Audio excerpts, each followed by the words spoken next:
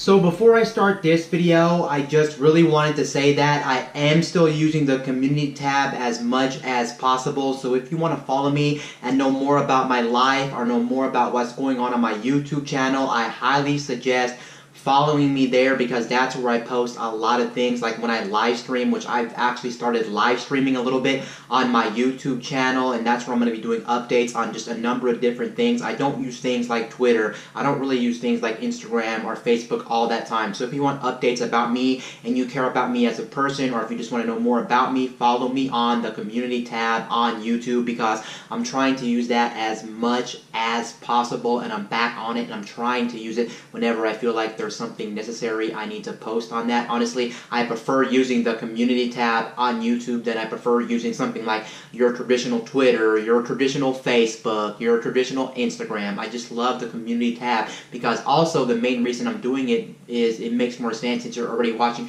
my YouTube videos. You can just go over to my community tab and you can find updates about me and updates about my life and things like that, and that honestly makes more sense to me. And then on top of that, I find it super cool, and I'm actually one of those people that I'm actually really excited to use it, because, well, not everybody has the pleasure on YouTube to use the community tab. It's only a certain amount of people who actually have the community tab, so I'm fortunate enough that YouTube rolled that out to me since I have a big enough audience, and I'm actually very excited about that. So again, I will be using the community tab, and I highly suggest you check on that from time to time, because I'm trying to post on that as much as possible. But anyway, let's get back to this video. And in this video, I'm going to be discussing something I actually found on the internet, and I actually found it quite interesting. Now, what I'm about to talk about is actually an e-ink display smartphone. Yes, this does exist. Now, if you're unfamiliar with e-ink technology, e-ink technology is basically a technology that's not commonly used when it comes to technology in displays or smartphones or anything.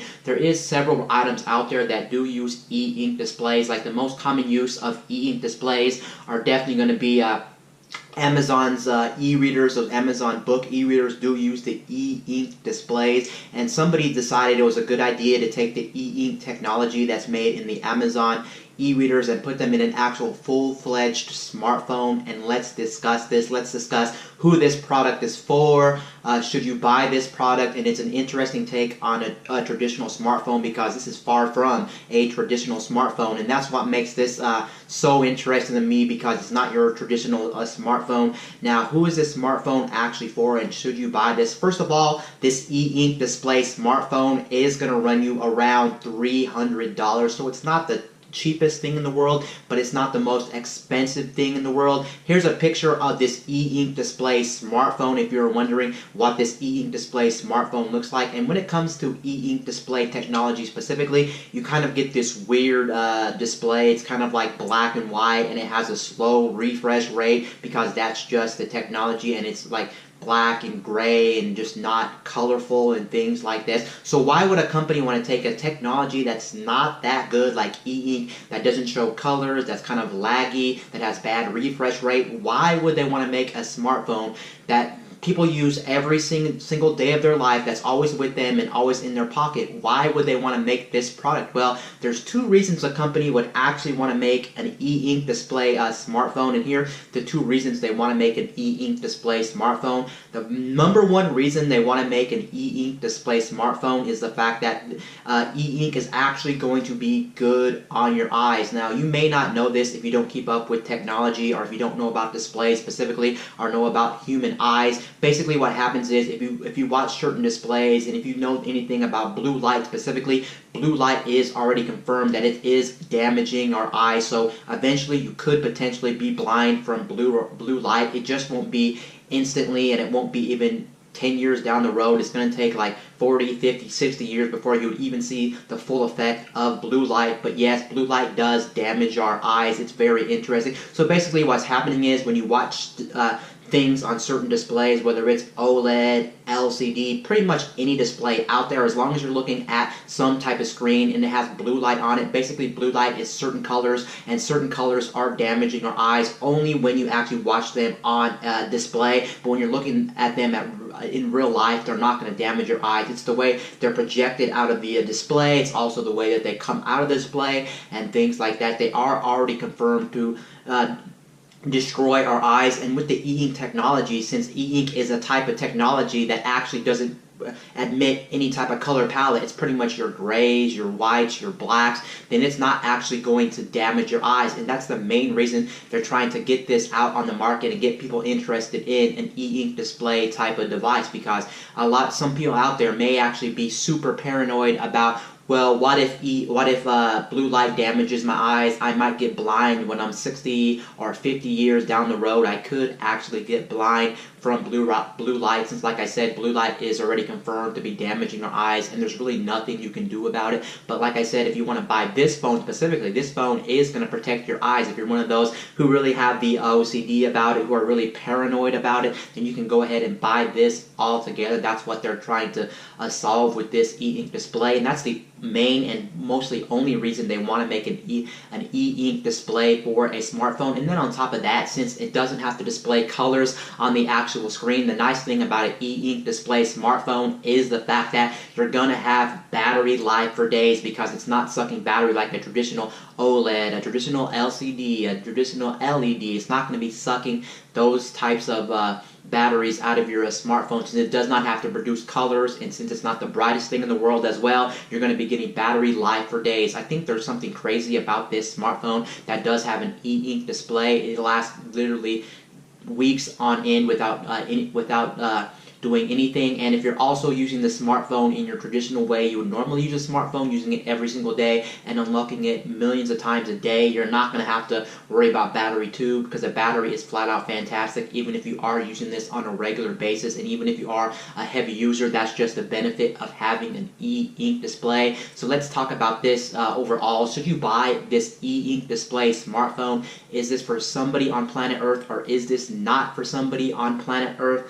Honestly, if you were to ask me my real wholeheartedly question about an e-ink display smartphone, I'm going to say one thing right now. In my opinion, I just don't understand who this smartphone is actually for. Sure, I do get where the company is trying to market this. They're trying to market this for people who really have worries about their eyes going bad from blue lights affecting their eyes and getting permanently damaged from it. So I can see possibly somebody on planet Earth potentially wanting to buy an e-ink display smartphone, but I just think the practicality of it and just the price of it just honestly does not make sense. I don't think there's anybody out there who's that paranoid about blue light projection actually damaging their eyes that they would want to buy this smartphone for $300, taking in consideration that this smartphone that's $300 is so close to the Google Pixel 3a phone that's, I think, $400. It just flat out does not make sense.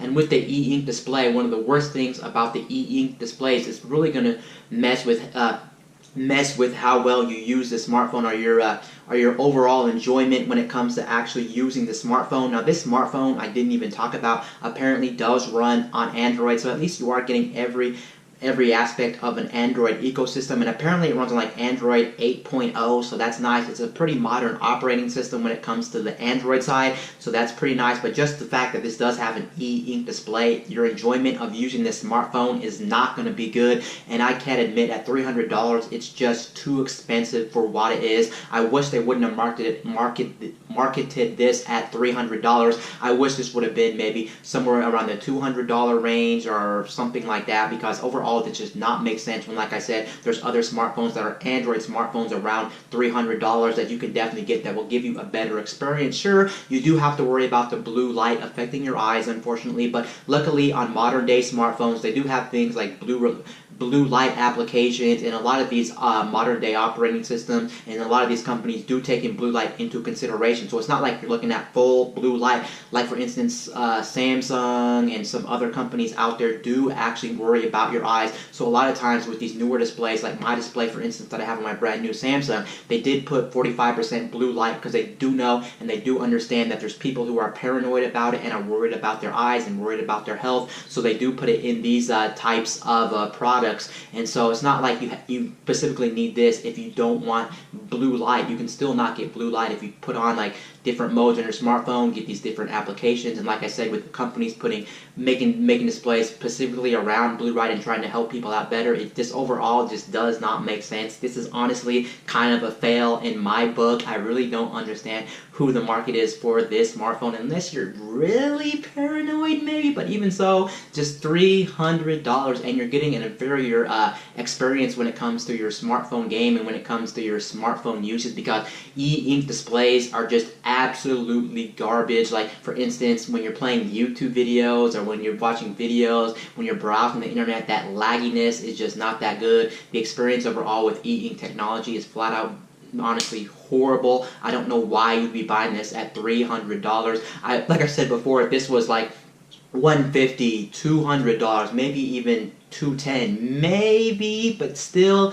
I don't understand. Honestly, this is one product that's a cool invention when it comes to smartphone technology. They're really trying something fresh and something new with an e-ink display smartphone, but honestly, I think it just does not make sense for the average consumer. It doesn't really make sense for anybody. The e-ink displays just, like I said, don't make sense, even if you are super paranoid about blue light hurting your eyes. Overall, this product is flat out a no-go, and I cannot recommend something like this. I just really wanted to talk about this in more detail because I really do think this is an interesting concept, and I was pretty interested when I found out some company was trying to make an e-ink display smartphone. I never thought it would actually exist, but I know another reason why an e-ink display would actually exist as well. Maybe if you're somebody that actually reads a lot, this may be beneficial to you, because that's where the eye damage is really occurring. Because if you're looking at a screen for long periods of time, like for instance reading a book, or maybe you're reading a lot of web pages and you're reading for hours on end, then maybe this may appeal to you as well, not just the blue light, because